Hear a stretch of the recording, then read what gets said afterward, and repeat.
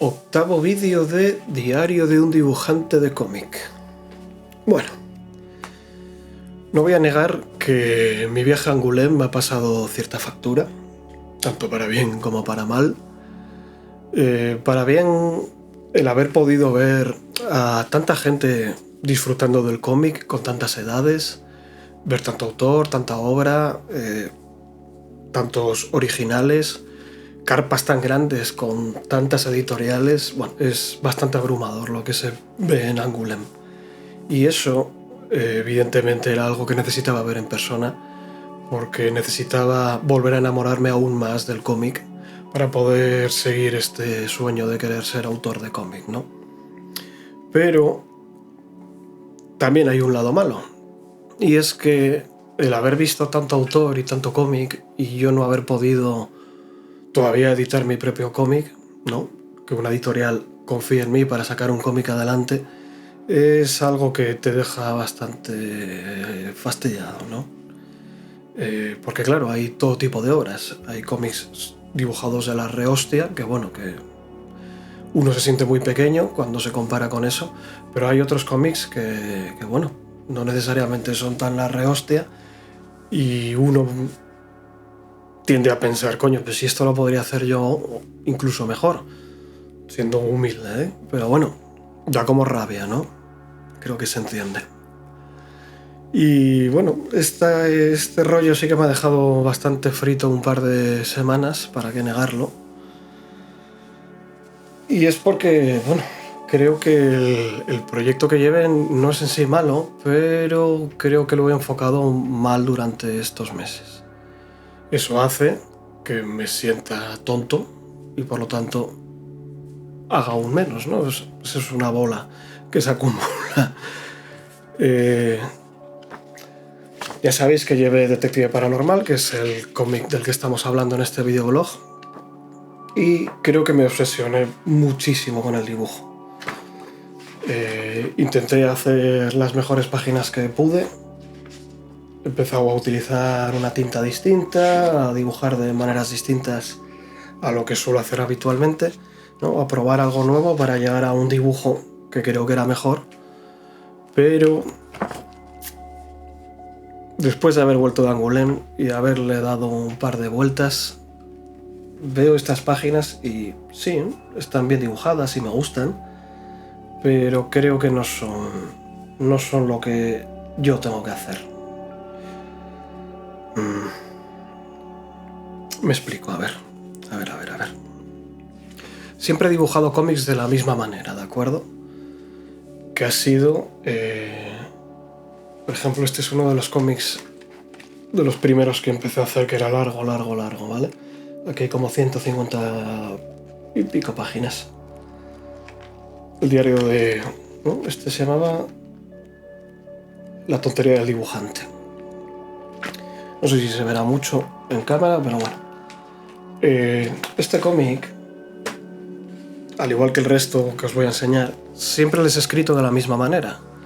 Pienso una escena y me pongo a tirar diálogos.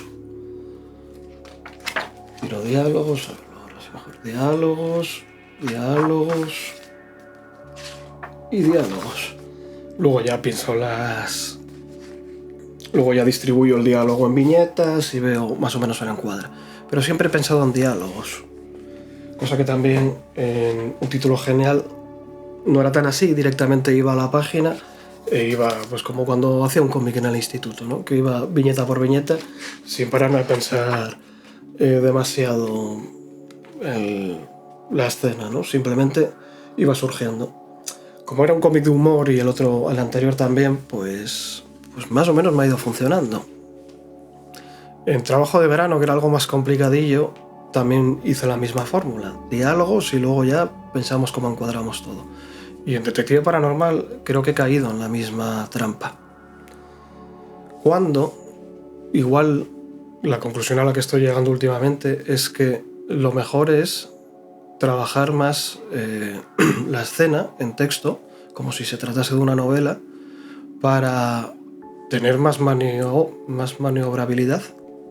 Me refiero, si yo en cómic tiro un diálogo y me pongo a dibujarlo, igual me tiro una semana con el storyboard de 3 o 4 páginas para ver si eso funciona o no funciona.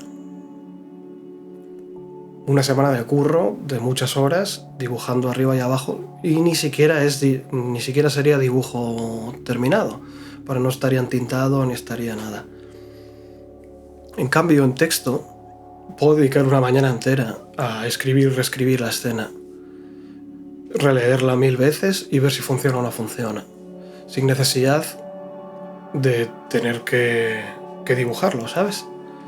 Creo que por ahí va mejor la cosa, o por lo menos así voy a empezar a plantearlo de aquí en adelante, y creo que es bastante más útil. Antes de que me pierda, sí. Hace unos días vi un vídeo, bueno, hace un par de semanas ya, vi un reel en Instagram de un corte, de una entrevista de la radio SER a una presentación de libro, ¿vale? En la radio. Me gustó el corte, hablaban de la industria del libro y tal y cual, así que busqué el fragmento, busqué la entrevista completa y me la vi. Me gustó tanto como hablaba el autor del libro que directamente me fui corriendo y me pillé el cómic, no, digo el libro, perdonad, que me estoy empezando a trabar. Y me compré el libro, Así se escribe un libro, de David Remartínez. Esto es una guía útil de cómo se aborda la escritura de un libro desde cero. Está muy orientado al libro de no ficción, más que nada porque la editorial ARPA edita mucho libro de no ficción y evidentemente ellos, pues bueno, entiendo que con su libro lo que buscan es enseñar a nuevos autores para poder publicar en su propia editorial, claro. Este libro nace de un curso anterior que hicieron ellos que se llama ARPA School, que he estado también investigando porque tienen algún fragmento de las clases en YouTube, y a día de hoy te puedes ver el ARPA School completo bajándotelo desde la web, que también lo tengo por ahí descargado. Antes era un curso de pago, luego no sé, ahora está gratis, te puedes ver las sesiones gratis, y luego han sacado este libro. Me imagino que todo lo que hayan aprendido en esa escuela, este es el resultado depurado, ¿no? de toda esa sabiduría que han acumulado, o bueno, que tienen ellos, ¿no? ¿Por qué me he pillado esto y por qué me ha interesado? Pues porque, por ejemplo, estoy intentando hacer un cómic y ni siquiera tengo una tesis, o ni siquiera he escrito en un papel por qué quiero hacer ese cómic o de qué quiero hablar en ese cómic. Son pasos que, por ejemplo, en el libro, que parecen de perogrullo, parecen una tontería, pero hasta que no te sientas y lo piensas, no le das muchas vueltas. Ellos tienen una cosa que se llama la proposal, que es la propuesta, que son una serie de puntos que hay que completar para poder presentar tu libro a una editorial, tu manuscrito, ¿no? Por ejemplo, ese apartado me parece súper interesante, porque yo cuando presento esto a una editorial de cómic, que solo son 6-7 páginas las que haga, más un pequeño resumen de la historia, en realidad no estoy contando absolutamente casi nada de mi cómic. No cuento la tesis, no cuento una sinopsis larga, no cuento mis motivos para querer hacer esto, no cuento el por qué creo que soy capaz de hacer esto, etc. Cosas que, por ejemplo, en este libro sí que trabaja, sí que te pide que tú mismo redactes todo esto, y creo que es un buen paso para empezar a orientar todo este proyecto. Tal es así que, por ejemplo, mi historia, el cómic, en realidad le tengo más o menos estructurado desde hace tiempo. Tengo personajes principales, sé cómo empieza, sé cómo acaba, o sea, tengo muchas cosas ahí en la cabeza que están metidas en este cuadernillo. Compré un único libro para escribir aquí todas las ideas, pero están un poco tiradas de aquella manera, ¿sabes? gracias a este manual, no digo que esto sea la panacea ni la hostia, ¿eh? Lo único que para mí es una manera de empezar a seguir una senda y a ver a dónde vamos, sin necesidad de estar pues improvisando todo el rato, que es lo que me ha pasado últimamente con este cómic, ¿no? Por ejemplo, aquí ya solo para afinar la sinopsis me he tirado unas cuantas páginas escribiendo y reescribiendo texto para ver si esa sinopsis es la que tiene que ser y que se entienda perfectamente de lo que quiero hablar, y yo mismo darme cuenta de qué sobra y qué falta. Así que bien, en ese proceso estamos actualmente. Me leeré esto cuando lo tenga más claro y más todo un poquito más centrado, porque bueno, ahora os estoy hablando así de corrido. Os diré si creo que merece la pena o no. Y evidentemente me he pillado escribir ficción, que también se supone que es otro clásico, así que me lo devoraré. Tengo ahí detrás otros libros que en su día ya leí, como El salva al gato o Cómo hacer tu guión de cine. Tengo por ahí varios libros que, bueno, igual en otros vídeos los enseño. Libros sobre teoría de la narrativa que ya me he leído y seguramente me tocará volver a releérmelo, porque en la fase en la que estoy ahora mismo es esa, en la de escribir mucho. Quiero escribir mucho de las escenas de mi cómic antes de tirarme a hacer stories que luego no sé si funcionan bien o funcionan mal, porque ya te digo, ando en un momento de replantearme todo. Esto que llevé está guay, pero no sé hasta qué punto está guay. Esta es la tercera vez que redibujo esta escena y llego a la conclusión de que sencillamente no funciona. Así que no queda otra que reevaluar y replantear todo. Y si lo puedo hacer escribiendo en una hoja sin perder mucho tiempo, escribo, leo, no me gusta tacho, vuelvo a reescribir, vuelvo a repensar, sin ponerme a construir una escena, dibujando fondos, perspectivas, personajes, que sin tener muy claro qué tengo que hacer. Porque, por ejemplo, esta es una, ¿no? Esta escena es en una librería. Vale. Pues no planteé la librería. Simplemente me puse a dibujarla y luego era... Bueno, pues tendrá que ser de esta manera, ¿no? Cuando en texto podría haber explicado perfectamente. Es una librería con una vidriera larga, o tiene las estanterías a la derecha y a la izquierda tiene... ¿No? Podría haberlo definido en texto. No es que salte a las páginas así como un bobo, ¿eh? Ni mucho menos. Sí que antes de dibujar stories me hago esquemitas de cómo van a ser las cosas, pero antes de hacer un esquemita podría haberlo escrito en un párrafo, como hace un guionista, ¿no? Esa es en lo que estoy ahora, ¿eh? En buscar más mi lado de guionista y olvidarme más del dibujante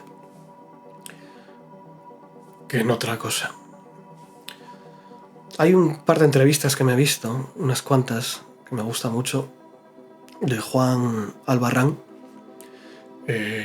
un español que trabaja para Japón dibujando manga. Mataginari se llama el manga que hace él. Seguramente lo he pronunciado fatal, no recuerdo el nombre exacto, pero bueno, me gusta mucho ver a este hombre porque las entrevistas que le hacen tiene... Joan Busquets tiene 2 entrevistas que le hace que son... porque es como una enciclopedia con patas del cómic. Y el hombre menciona que cuando estaban preparando el primer capítulo para el proyecto de manga este que está haciendo ahora, cuando estaban preparando la serie, con la editorial, ¿no? Con los editores y el guionista, no paraban de pedirle correcciones. No sé si estuvo 1 año o 6 meses, no sé. En las entrevistas lo explica él mejor que yo, evidentemente. Yo tengo que tirar de recuerdo. El caso es que menciona eso, que se tiran muchos meses puliendo el primer capítulo del manga. Y cuando él preguntó a su editor por qué estamos, ¿no?, puliendo esto todo el rato, si esto ya está bien. El editor al parecer le dijo que esas son las primeras páginas por las que va a entrar cualquier persona a la serie. Esas páginas tienen que ser lo más perfectas que se pueda.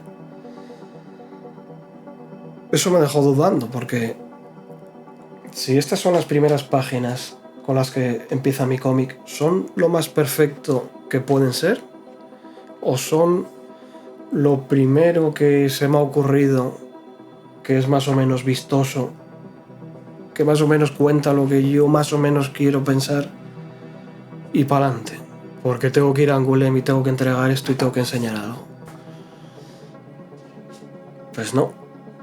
Seguro que no son las mejores páginas de muestra que puedo hacer. Eso es segurísimo. Y para ello hace falta, pues eso, currar y escribir mucho. Así que en eso estamos. Un saludo. ¿Cómo era esto que hacía? Yo soy Jota, vuestro futuro autor de cómic favorito, y ya está. Esto es Diario de un dibujante de cómic. Aquí veis mis comeduras de coco y mis historias. Y nada, tras haber pasado un febrero bastante depresivo, estamos ya a mitad de marzo y ya por fin empezamos a remontar. Ya os contaré qué tal va esto. Nos vemos en el siguiente vídeo, ¿vale? Hasta luego.